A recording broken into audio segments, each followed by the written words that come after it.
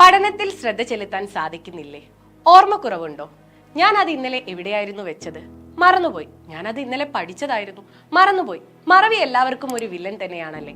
Channel ആദ്യമായിട്ടാണ് കാണുന്നതെങ്കിൽ subscribe ചെയ്യുക, ഷെയർ ചെയ്യുക, ലൈക്ക് ചെയ്യുക. ശരീരത്തിന് നമ്മൾ എല്ലാവരും വ്യായാമം ചെയ്യാറുണ്ട്, കൃത്യമായിട്ടൊരു കെയറും നമ്മൾ ചെയ്യാറുണ്ട്. എന്നാൽ ബ്രെയിനിന് ആവശ്യമായ വ്യായാമം നമ്മൾ കൊടുക്കാറുണ്ടോ? അതൊരു ചോദ്യചിഹ്നം തന്നെയാണല്ലേ.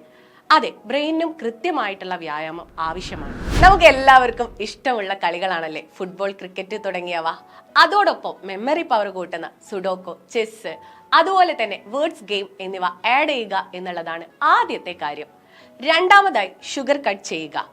അത്ര എളുപ്പമുള്ള ഒരു കാര്യമല്ല എന്നറിയാം, എന്നാലും അതിന്റെ അളവ് കുറയ്ക്കുക എന്നുള്ളത് നമ്മൾ ശ്രദ്ധിക്കേണ്ടിയിരിക്കുന്നു. നമുക്കൊരു വൈറ്റ് പോയിസൺ തന്നെയാണ് ഈ ഷുഗർ എന്ന് പറയുന്നത്. ഷുഗർ കുറയ്ക്കുന്നത് കൊണ്ട് ബ്രെയിനിനെ മാത്രമല്ല നമ്മുടെ ശരീരത്തിനും ഒരുപാട് ഗുണം ചെയ്യും. മൂന്നാമതായി ഉറക്കം.